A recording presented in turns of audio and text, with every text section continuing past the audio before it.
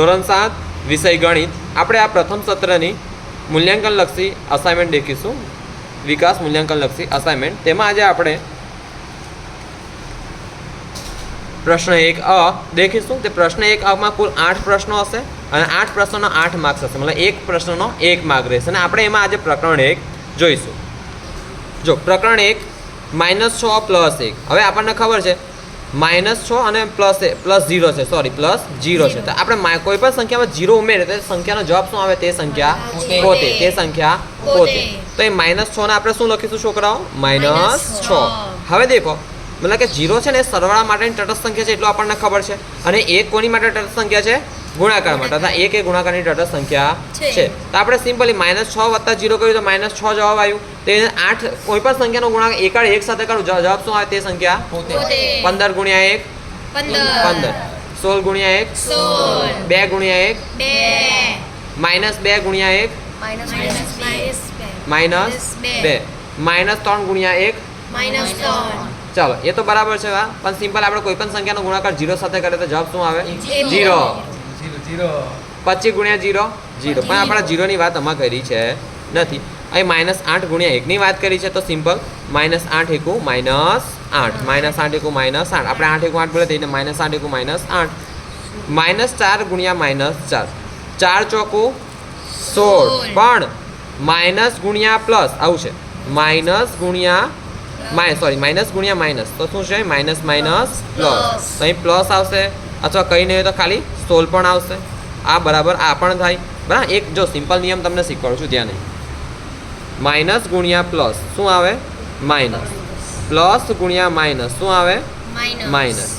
Minus ગુણ્યા minus શું આવે? પ્લસ. પ્લસ ગુણ્યા પ્લસ શું આવે? પ્લસ. આ બેઝિક નિયમો તમને યાદ છે અને અત્યારે આપણે આ નિયમનું પાલન થયું છે. આ નિયમનું પાલન થયું છે. આ બેઝિક નિયમો તમને યાદ છે અને જેને યાદ ના હોય તો આ 4 નિયમો યાદ રાખી લેજો. Minus plus plus minus plus plus. Okay, ચલો આગળ વધીએ. હવે એમાં દેખો 4 ચોક 16 તો માઇનસ પ્લસ એટલે સિમ્પલ પ્લસ. પછી -15 / 5 -15 / 5 એટલે આવું છે. જો -15 / 5 તને છેદમાં લખાય. -15 છેદમાં 5 5 તાલી 15 -3 દેખો -3 જવાબ છે. હા છે. 12 ભાગ્યા ખાલી જગ્યા બરાબર -4. તો 12 ને કેટલા વડે ભાગું તો -4 તો 3 ચોકું 12. 3 ચોકું 12. પણ અહીં -4 આવે છે એટલે આપણે શું લખીશું? -3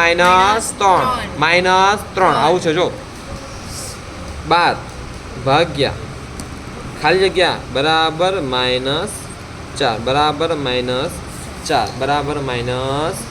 તો સિમ્પલી આપણને ખબર 12 ભાગ્યા કેટલા કરું તો થાય? 12 ભાગ્યા -3 આવું છે. 12 ભાગ્યા -3 3 ચોકું 12. હવે આ માઇનસ જાય ઉપર તો -4 આવી ગયો જવાબ એટલે -3.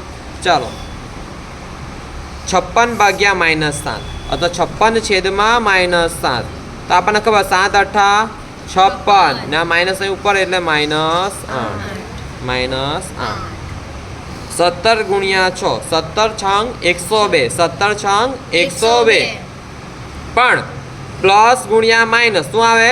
માઇનસ. Plus minus minus. 17 × 102 લઈ કેટલા આવશે? -102 -45 ભાગ્યા ખાલી જગ્યા બરાબર 1. તો આપણને ખબર છે કોઈ પણ સંખ્યાનો ગુણાકાર 1 સાથે કરવાથી જવાબ શું આવે? તે સંખ્યા પોતે.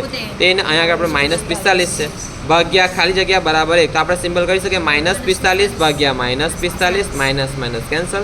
45 × 1 એક જવાબ આવી ગયો. એ પણ 1 છે એટલે -45 ભાગ્યા -45 ભાગ્યા -45 બરાબર કેટલું આવશે? 1 તો આટલો એ પૂરું થાય છે.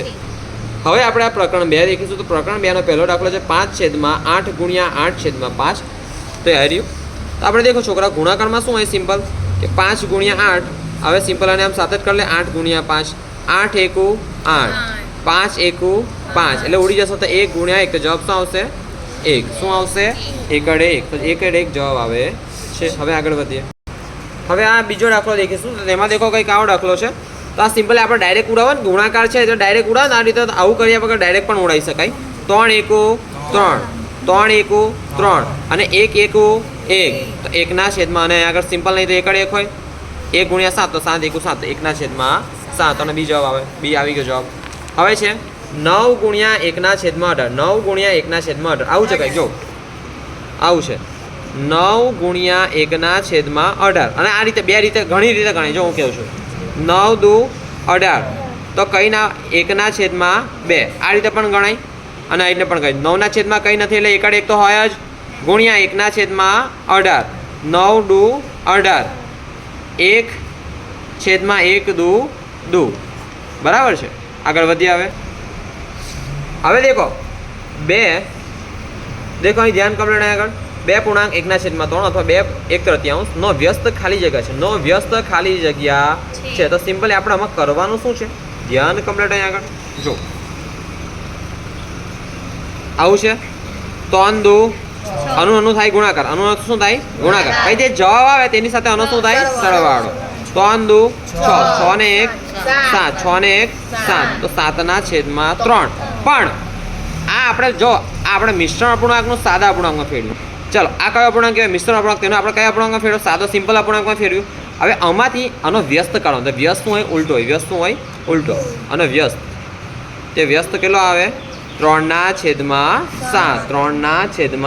3/7 છે ને આવી ગયો જવાબ 3/7 8 ભાગ્યા 1/2 શું છે 8 ભાગ્યા અથવા 8 ભાગ્યા 1/2 તો સિમ્પલ અહીં ધ્યાન આપો જો 8 ભાગ્યા 1/2 તો આમાં કરવાનું શું છે છોકરાઓ જે ભાગ્યા હોય તે શું કરવાનું ગુણાકાર ભાગ્ય હોય તે શું કરવાનું ગુણાકાર અને આનો વ્યસ્ત કરવાનો શું કરવાનો આનો વ્યસ્ત એટલે ઉલટું કરી દેવાનું 1/2 છે તો શું કરવાનું 2/1 હવે એમ પણ લખાય આ આના છેદમાં કંઈ નથી 8/1 કંઈ નથી એટલે 8/1 પણ લખાય ને ગુણ્યા 2/1 હવે જો 1 ગુણ્યા 1 અને 8 ગુણ્યા 2 8 દુ 16 1 તો સિમ્પલી 16 જવાબ આવી જાય અને અહીંથી ડાયરેક્ટ તમારે કરવું હોય તો ડાયરેક્ટ પણ થાય અહીં અંશ અંશનો ગુણાકાર કરવાનો તો ડાયરેક્ટ 16 જવાબ આવી જાય છેદમાં 1 એટલે તો કંઈ વેલ્યુ નહીં સિમ્પલ તો 8 દુ 16 ડાયરેક્ટ 16 પણ જવાબ આવી જાય બરાબર છે તો આ ચોથા દાખલામાં પણ આપણો 16 જવાબ સરસ રીતે આવી ગયો છે 2/3 ભાગ્યા 5/3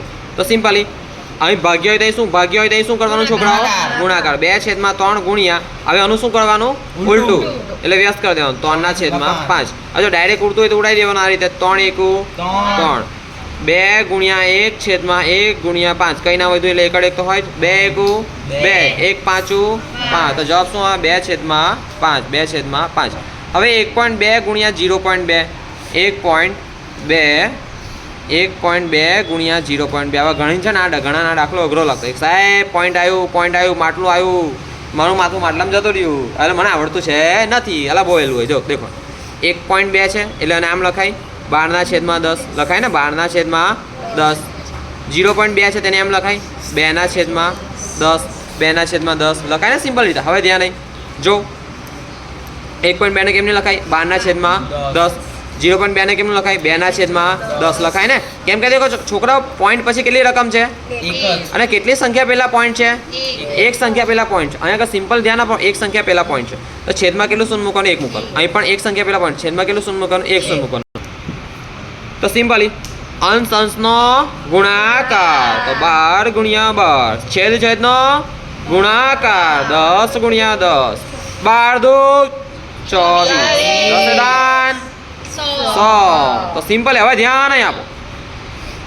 છેદમાં કેટલા શૂન્ય છે 2 શૂન્ય છે એટલે કેટલી સંખ્યા પહેલા પોઈન્ટ કાપવાના 2 સંખ્યા પહેલા પોઈન્ટ કાપવાના અહીં પોઈન્ટ હોય ને જો 24 ને એમ પણ લખાય 24.0 આમ પણ લખાય તો પોઈન્ટ અહીં હોય તો ખસકીને ક્યાં લાવવાના 2 સંખ્યા ડાબી બાજુ 2 સંખ્યા ડાબી બાજુ કેમ ડાબી બાજુ ભાગાકારમાં છે એટલા માટે છેદમાં છે એટલા માટે અને અહીંથી અહીં અને અહીંથી અહીં તો અહીં પોઈન્ટ આવી જાય તો 0.24 હવે નેક્સ્ટ દાખલો છે 8/3 ભાગ્યા 2 તો એમ પણ લખાય 8/3 ભાગ્યા 2/1 હવે જે ભાગ્ય હોય ત્યાં શું કરવાનું ગુણાકાર તો 8/3 ગુણ્યા 1/2 નું ઉલટું કરી દીધું હવે સિમ્પલી 2 ચોકો 8 4 1 4 છેદમાં 3 તો છે તો 4/3 જવાબ આવી ગયો અને આ રીતે તમારું આજનું અહીં સુધીનું પૂરું થાય છે પછી આપણે ધીરે ધીરે આગળ ચાલુ કરીશું કે ક્લાસ પૂરો